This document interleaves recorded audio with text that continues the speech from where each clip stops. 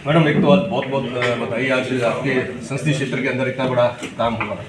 उसके बारे में थोड़ी सी आप ब्रीफ कर दीजिए। देखिए, आज माननीय प्रधानमंत्री नरेंद्र मोदी जी ने पूरे हिंदुस्तान के अंदर 1500 जो है वो RUB और ROB उनका जो है उद्घाटन किया, और इसके साथ साथ 554 जो है वो अमृत स्टेशन उनका आज जो है वो शिलान्यास और उद्घाटन हुआ। और इससे पहले 508 जो है वो ऑलरेडी हो चुके थे, जिसके अंदर की हमारी सिरसा लोकसभा की अगर हम बात करें तो नरवाना और सिरसा ये दो उसके अंदर स्टेशन आए थे, जिसके अंदर कम से कम भी 18 करोड़ रुपए की लागत से जो है वहाँ पर वो स्टेशन उनका जो है जीर्णोद्धार हो रहा है। और उसके अंदर जो है हमारी अब 3 जो विधानसभाएं हैं, 3 रेलवे स्टेशन है वो और जुड़ गए हैं। और जब ये बात चल रही थी तो मैंने माननीय रेल मंत्री जी से उसी समय ये कहा था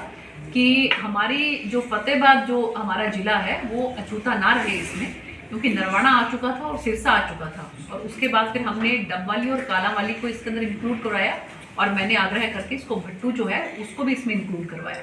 तो आप देखिए कि 12 करोड़ और 26 लाख रुपए की लागत से हमारा भट्टू का जो रेलवे स्टेशन है वो बहुत उम्दा किस्म का होने जा रहा है। और आज मैं देख रही थी जिस तरह से जो हमारे भट्टू के जो वहाँ पर आम जनमानस है उनके अंदर एक खुशी की लहर थी और उत्साह था। और इसके साथ साथ जो एक वहाँ पर एक जो सड़क है बिल्कुल जो लाइन के साथ में लगती है ओवरब्रिज से लेकर रेलवे फाटक तक, उसकी बहुत पुरानी डिमांड है। उसमें जो है जो रेलवे विभाग कहता था कि ये जो है वो राज्य सरकार करेगी, राज्य सरकार जो कहता था कि रेलवे विभाग करेगा, उसका संज्ञान जो है जब हमने माननीय रेल मंत्री जी के नॉलेज में हम उसको लेकर आए, उनके संज्ञान में हम ये बात लेकर आए, तो विभाग से पूरी अच्छी तरह से इसके बारे में डिटेल बातचीत होने के बाद आप ये देखिए कि 1200 मीटर की वो सड़क है, उसमें से 600 मीटर जो है वो प्रधानमंत्री गति शक्ति से होगा और 600 मीटर जो है उसको रेलवे विभाग करेगा। 600 मीटर का काम उसका ऑलमोस्ट कंप्लीट हो चुका है। उसमें मैंने खुद उसको विजिट किया था, इतने बड़े बड़े गड्ढे थे, और मेरे पास वो उस समय का वीडियो भी है, और अब जो काम 600 मीटर का हो चुका है अब का वीडियो भी अगर आप देखें तो आपको ट्रांसफॉर्मेशन नजर आएगी। यही ट्रांसफॉर्मेशन जो है हमारे आदरणीय प्रधानमंत्री जी करना चाहते हैं, और ये चाहते हैं कि हमारा देश जो है वो विकसित भारत बने। और उनके नेतृत्व में जिस तरह से पिछले 10 साल में काम हुआ है, मुझे लगता है कि ये आने वाले 5 साल के अंदर जिसकी हमें 100% हमें जो है पूरी आशा है, पूरी उम्मीद है, हम लोग बिल्कुल आशान्वित हैं कि जनता जो है वो फिर से हमें मैंडेट देगी। और जैसा कि हमारे भाई के प्रदेश अध्यक्ष आप लोगों के समक्ष जो है योगेंद्र शर्मा जी गुड़गांव से जो आए हैं और स्पेशल हमारी यहाँ की युवा टीम को उत्साहित करने के लिए, तो 400 पार जो है NDA लेके जाएगी, और जिसके अंदर 370 धारा जिस तरह से माननीय गृह मंत्री जी ने जो है वो हटाई है, तो 370 जो है वो हमारी भारतीय जनता पार्टी उसको पार करेगी और 400 जो है हमारी NDA पार करेगी। मैडम एक चीज़, प्रदेश के अंदर इस तरह लगातार विपक्ष लॉ एंड ऑर्डर को लेकर के सवाल उठा रहा है, नफी सिंह राठी जी का भी कल मर्डर हो गया, उस पर क्या कहें? देखिए, ये बिल्कुल जो है इसमें हम सभी को बहुत ज़्यादा दुख है इस बात का कि एक बड़े वरिष्ठ नेता थे और उनके साथ जिस तरह का जो हादसा हुआ है, लेकिन आप विश्वास रखें और जो हमारे अधिकारी हैं वो लगे हुए हैं, और ज़रूर बहुत जल्द से जल्द जो है जो अपराधी हैं वो सलाखों के पीछे। CBI की मांग भी उठ रही है, CBI जांच की मांग। इसमें अगर आप देखिए कि CBI की मांग जो है वो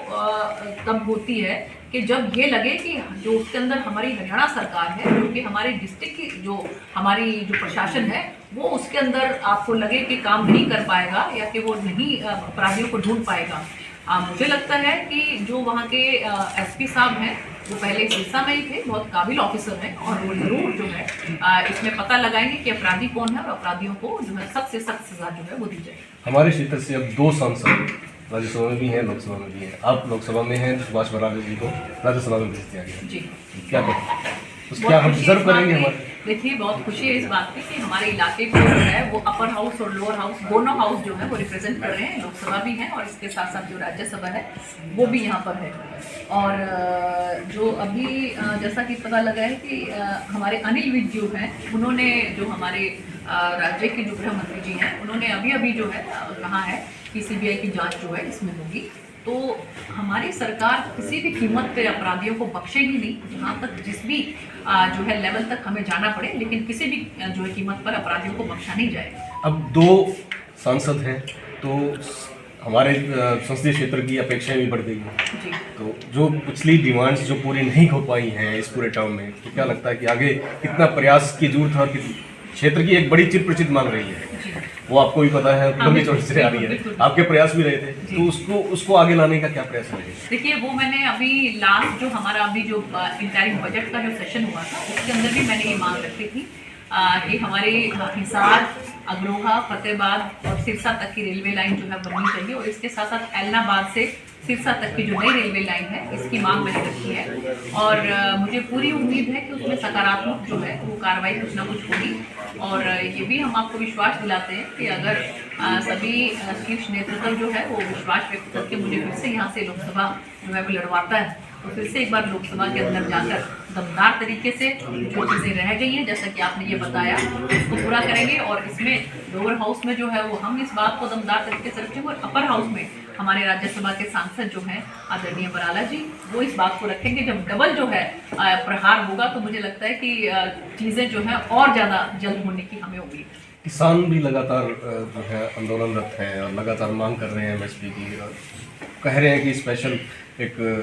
सेशन बुला करके इस आचार संहिता से पहले उसको देखिए रिजोल्व किया जाए। ऐसा है कि अगर आप इंडिविजुअली हमारे किसान भाइयों से खासकर अगर मैं अपनी सिरसा लोकसभा की बात करूँ आप जाकर अगर उनसे बात करें तो जितना जो है वो मुआवजा और चाहे जितना ही फसल बीमा योजना के तहत जो पैसा है वो हमारे किसान भाइयों को हमारे इलाके में मिला है वो आज से पहले कभी किसी सरकार में नहीं मिला। उनको याद है कि किस तरह से कांग्रेस की सरकार में 2-2 रुपए के चेक जो है वो देकर उनका मजाक उड़ाया जाता था और एक छोटे से छोटा किसान जो है हमारा उनका भी ध्यान रखते हुए माननीय प्रधानमंत्री जी ने जो प्रधानमंत्री सम्मान निधि योजना है इसके तहत उनको एक साल के अंदर 6,000 रुपया दिया जाता है और डीबीटी के माध्यम से जितना भी पैसा सरकार वहाँ से देती है वो सीधा उनके खातों में जाता है। 4-4 लाख रुपया 6-6 लाख रुपया जो है उसका चेक जो है वो सीधा हमारे किसान भाइयों के खातों में पहुँचता है। लेकिन फिर भी मैं ये कहती हूँ कि जो हमारे किसान भाइयों की मांग है उसको अगर मंत्री 3 मंत्री जो है इसमें लगे हुए हैं एमएसपी की बात जो हम कर रहे हैं और जितना एमएसपी हमारी सरकार दे रही है और जितना फसलों पे दे रही है वो भी आज तक पहले कभी किसी सरकार ने दिया। फिर भी मैं ये कहती हूँ कि जो भी अगर आपकी समस्या है उसका समाधान बैठ के ही निकल सकता है, बातचीत से ही निकल सकता है और एक अपना हर किसी को अधिकार है अपनी बात रखने का। लेकिन मेरा आग्रह ये है कि हमें अपनी बात इस तरीके से नहीं रखनी चाहिए कि आम जनमानस जो है उसको किसी तरह की कोई परेशानी हो। आज आप देखिए अगर सिरसा के अंदर भी अगर आपको डबवाली जाना हो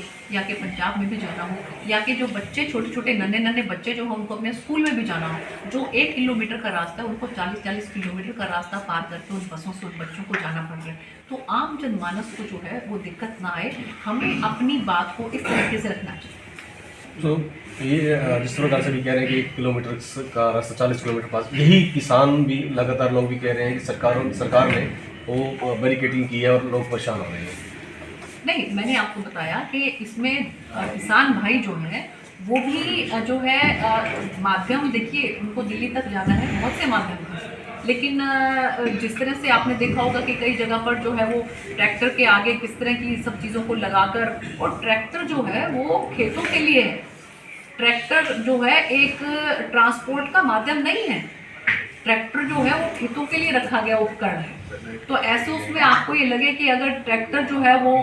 पंजाब से या कहाँ से दिल्ली तक जाएंगे तो आप अंदाज़ा लगा सकते हैं कि किस तरह की जो व्यवस्था यातायात की जो है वो व्यवस्था बनेगी। और अगर उनको जाना है वो बस में जा सकते हैं, वो गाड़ी में जा सकते हैं, बिल्कुल उनको अपनी बात रखने का पूरा हक है, उनको अपना प्रदर्शन करने का ये उनका अधिकार है। हम उनके अधिकार क्षेत्र के अंदर कहीं पर भी किसी तरह की कोई संशय नहीं कर रहे हैं लेकिन तरीका जो है वो ऐसा होना चाहिए एक डेमोक्रेटिक तरीके से, लोकतांत्रिक तरीके से अगर वो अपनी बात को रखें तो मुझे लगता है वो ज़्यादा बेहतर ताकि आम जनमानस जो है उसको इस चीज़ की दिक्कत ना